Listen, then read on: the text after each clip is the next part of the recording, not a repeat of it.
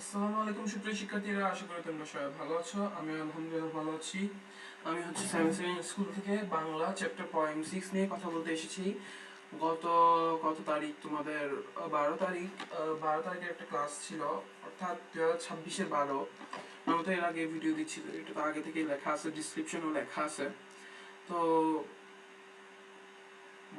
12 তারিখ তোমাদের কাছে একটা ক্লাস আসছিল যে বাংলা চ্যাপ্টার পয়েম 6-এর উপর তামিম স্যার ক্লাস নিছিল।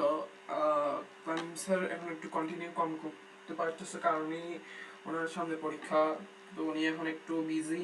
তো আমিও এখন আজকে অনেকদিন পর একটি ক্লাস নিয়ে আসলাম আর কি। তো ক্লাসগুলো একটু দেরি দেরি আসতেছে, আমরা অনেকদিন ক্লাস নিয়ে আজকে হয়তো 2টা দিব, বা জানি না কতটুকু দিতে পারি, কিন্তু দিব ইনশাল্লাহ। এটা আজকে হয়তো 2টা দিব, এটা তো যাবে, এটা তো আসতেছে, তারপরে আরেকটা দিব রাতে। তো আশা করি তোমরা সবাই ভালো আছো। আমি আজকে যেটা বলতেছিলাম, আমি আজকে তোমাদেরকে এই ডেস্কে কিছু পারাবো না, কারণ আমি তোমাদের জন্য কিছু ইম্পর্টেন্ট থেকে কি নাম এটার, জুতা আবিষ্কারের কিছু মানে ইম্পর্টেন্ট, আমাকে তামিম স্যার বলছেন না তোমাদেরকে এই বই সৃজনশীলের একটা মানে কটা পড়াইছিল। আমি তোমাদের কাছে 5টা মতো আমি সৃজনশীল বের করছি লেকচার গাইড থেকে, মানে ইম্পর্টেন্ট থেকে। তো ওগুলো আমি আমি টাইপ করে তোমাদের জন্য একটা পিডিএফ আকারে রাখছি। ওগুলো আমি আলাদাভাবে আমাদের হোয়াটসঅ্যাপ এবং ইয়াতেও দিব, কোথায় তোমাদের এখন থেকে ক্লাসগুলো ইয়াতেও থাকবে, তোমাদের এটা কি বলে, আমি ওয়েবসাইটেও থাকবে, তোমরা ওয়েবসাইট থেকেও দেখতে পারবে, এবং পিডিএফটা আমরা গুগল বলছি হোয়াটসঅ্যাপে দিয়ে দিব। তো চলো আগে তোমাদেরকে আমি দেখাই তামিম স্যার লাস্ট কি পড়াইছে। এই যে দেখো, এরপর প্রশ্নগুলো তো তোমরা একটু পড়ে নিলে এই যে উনি পারবা পুরোটা অবশ্যই পড়ায়নি, ইনশাআল্লাহ। আমি তোমাদেরকে দেখাই। এখানে উনি পুরোটা পড়ায়নি, আমি পুরোটা পড়াবো আজকে, তার সাথে আরো 4টা এক্সট্রা পড়াবো। তো চলো আমরা এটাকে ক্লোজ করে দিই। তো এখন কাজ হচ্ছে আমাদের এখন পিডিএফে ঢুকতে হবে না, তাহলে আমরা এখানে একটা ক্লিক করব, করে আমি এখানে ডাউনলোড করে রাখছি পিডিএফ গুলা। এই যে দেখো 7 সেকেন্ড স্কুল দিয়ে ওপেন করছি, এটা ক্লোজ করব। এই যে দেখো তোমাদের জন্য সম্পূর্ণ একটি ইয়া নিয়ে আসছি, আনসারও দেখতে পাচ্ছ এখানে নিচে দেওয়া আছে, তোমরা এখান থেকে পড়ে নিতে পারবে চাইলে। আমি ক আর খটা পড়াবো, গটা পড়াবো না, কারণ ওগুলোতে সময় চলে যাবে। জুতা আবিষ্কার দেখো এখানে, এই সরি, দেখো ক জুতা আবিষ্কার কবিতাটি কোন কাব্যগ্রন্থ থেকে নেওয়া হয়েছে, এটা তো এটাই। পদধূলি পদধূলি তত্ত্ব বলতে কি বোঝানো হয়েছে, এখানে আনসারগুলো দেওয়া আছে। পদধূলি তত্ত্ব বলতে রাজার পায়ের ধুলি নেওয়ার বিষয়টি বোঝানো হয়েছে। এখন আমরা ফার্স্ট থেকে শুরু করি। তামিম স্যার যেটা পড়াইছে মন্ত্রী কবুরাই, এটা তো তোমরা দেখতে পাচ্ছ। আরেকবার এটা পড়ে নিব। বিদ্যালয়ে চালফুটো হয়ে ঘরে বৃষ্টির পানি পড়ছে, জেলা বোর্ডের একজন ঊর্ধ্বতন কর্মকর্তা পরিদর্শন এলে প্রধান শিক্ষক বিষয়টি তার নজরে আনেন। তিনি বিষয়টি গুরুত্বের সাথে শোনেন এবং বলেন, অচিরেই তিনি এ ব্যাপারে একটু ডিস্টার্ব করতেছে,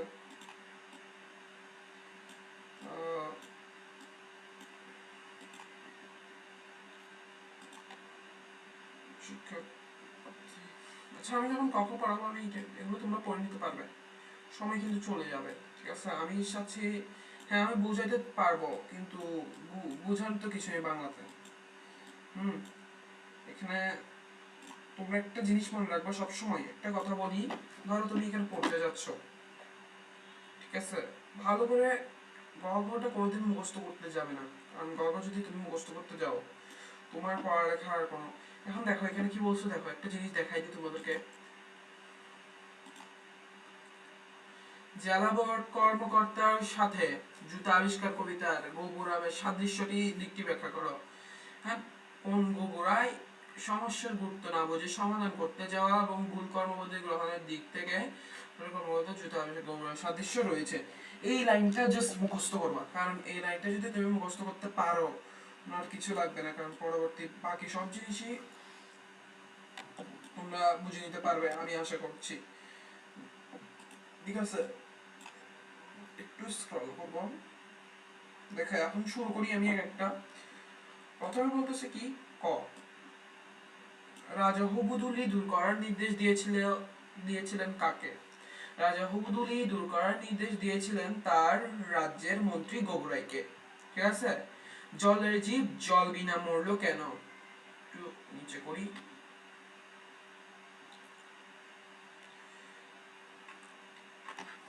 জলের জীব জল বিনা মরল, এখানে একটা দাগ দিয়ে রাখি যাতে শেষ হয়েছে এটা বলে দেয়। কেন মরল বলো তো দেখি।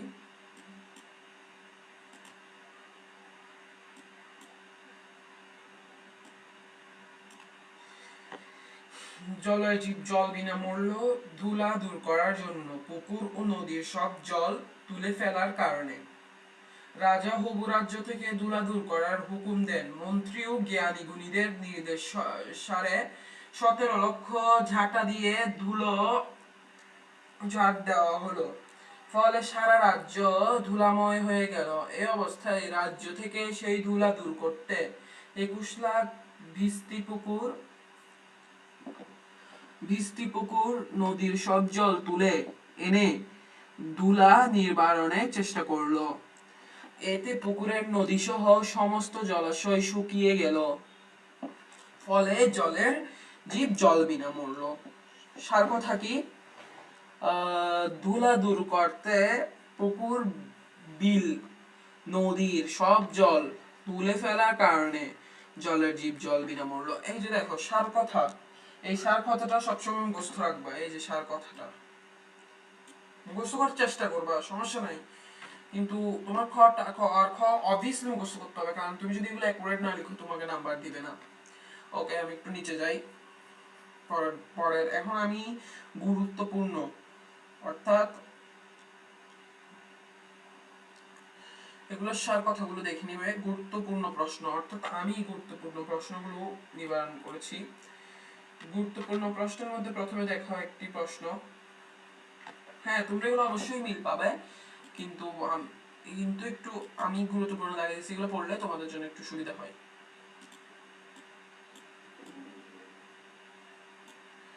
এবার নাও লক্ষ্য করো, জুতা আবিষ্কার কবিতাটি কোন কাব্যগ্রন্থ থেকে নেওয়া হয়েছে? ওখানে আমরা পড়েছিলাম কোন কাব্যগ্রন্থ থেকে নেওয়া হয়েছে, এটা আমরা জানি কল্পনা কাব্যগ্রন্থ থেকে নেওয়া হয়েছে। আর বলছে পদধূলি তথ্য কি বোঝানো হয়েছে? পদধূলি তথ্য বলতে রাজার পায়ের ধুলি নেওয়ার বিষয়টি বোঝানো হয়েছে। একটু স্ক্রল করব।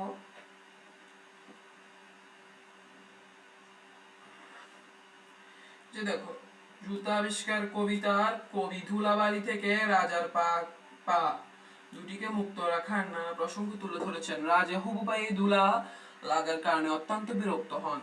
তিনি রাজা, তার পায়ে ধুলা লাগবে এটা তিনি মেনে নিতে পারেন না।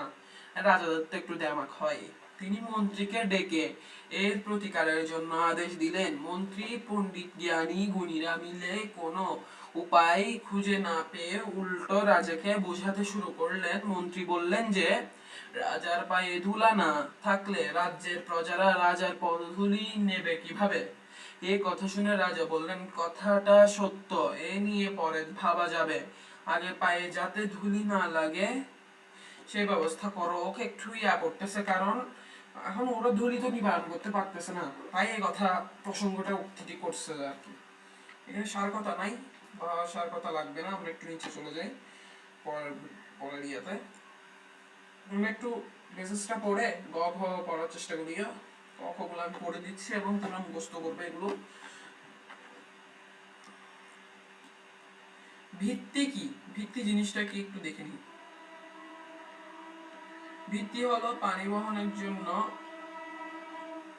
চামড়ার তৈরি এক প্রকার থলি। মাটির ভয়ে রাজ্য হবে মাটি বলতে কি বোঝানো হয়েছে? খ অনুধাবন প্রশ্ন, এটা একটা। দেখো, এটা দুই। আর একটা কথা দেখো, ক লিখবে এক লাইনে, ক কোনোদিন দুই লাইনে লিখবা না। এই যে দেখছো এক লাইনে লিখছে, ওখানে ওরা এখানে কতগুলোতে লিখছে লেকচার একটা ওইরকমই, এখানে একটা দুই লাইনে লিখছে। এই দুই লাইনে লেখার কারণে তোমারটা চোখে পড়ে ওদের, সেজন্য ওরা সুন্দরভাবে নাম্বার দিয়ে দিবে। চেষ্টা করবে এরকম দুই লাইনে লিখতে। মাটির ভয়ে রাজ্য হবে মাটি, রাজার এই কথার কারণ হলো রাজা ঘরে বসে থাকলে রাজ্যের সব কাজকর্ম স্থবির হয়ে পড়বে। জুতা আবিষ্কার কবিতায় পায়ে।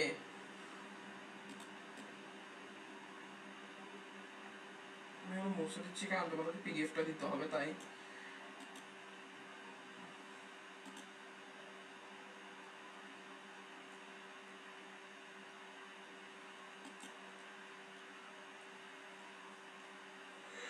দেখো আরেকবার পরে জুতা আবিষ্কার কবিতা, আমি এখানে না, এখানে না, জুতা আবিষ্কার কবিতায় পায়ে ধুলা লাগায় রাজা ভীষণ বিরক্ত হন। তার পায়ে যেন ধুলা না লাগে সেই ব্যবস্থা করতে রাজা অমাত্যদের নির্দেশ দিলেন। রাজার নির্দেশ মতো সবাই কাজ শুরু করলেন। রাজ্যের মন্ত্রী পণ্ডিত জ্ঞানী সবাই এই বিষয়ে ভাবতে শুরু করলেন। নানা জনের নানা পরামর্শ। এক পর্যায়ে রাজাকে বলা হলো তিনি যদি ঘরে বসে থাকেন ধুলার মধ্যে পা না দেন তাহলে তার পায়ে ধুলা লাগবে না। রাজাও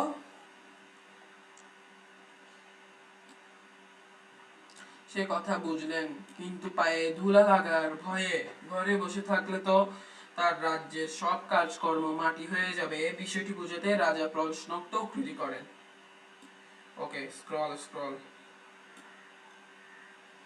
ভিস্তি কি আবার? ভিস্তি শব্দ অর্থ কি? ভিস্তি শব্দ অর্থ পানি বহনের জন্য চামড়ার। এখন আমরা এখানে ভিস্তি পড়ছিলাম না, এটা হচ্ছে ভিস্তি, ওটাও ভিস্তি আর কি। ঠিক আছে,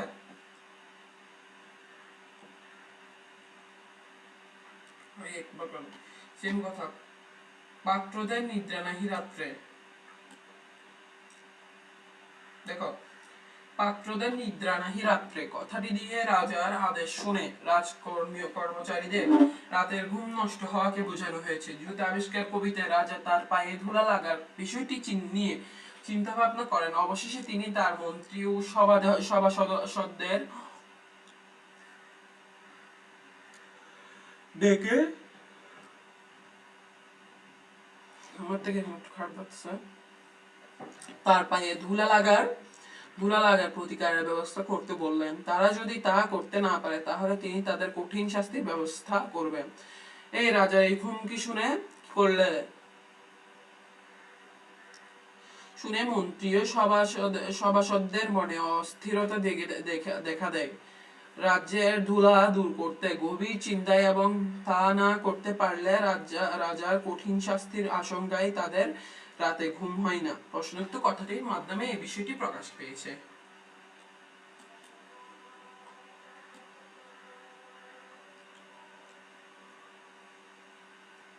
শেষ নাকি?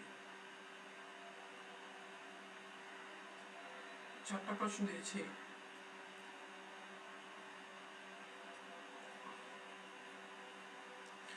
হয়তো সামনে আরেকটা ভিডিও আসতে পারে, জানি না।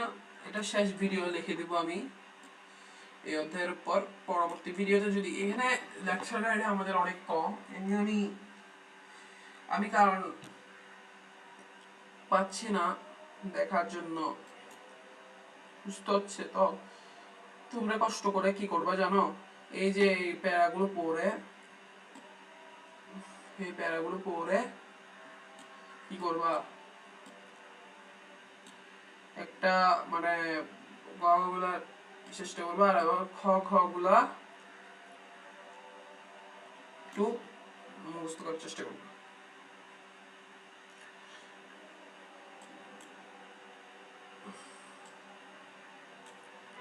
যে তোমরা চেষ্টা করলেই পারবা, দেখবে ইনশাল্লাহ পরীক্ষায় একটা ভালো নাম্বার পাবা।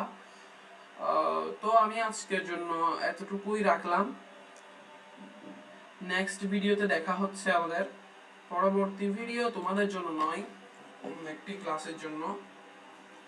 বাংলা আমি হয়তো যদি সামনে তোমাদের ভিডিও আনি তাও আনবো হয়তো অ্যাকাউন্টিং এবং কেমিস্ট্রির উপরে। ফিজিক্সের উপরে একটা আনতে চাচ্ছি, সামনে আনবো ইনশাআল্লাহ, দেখি না কতটুকু হয়।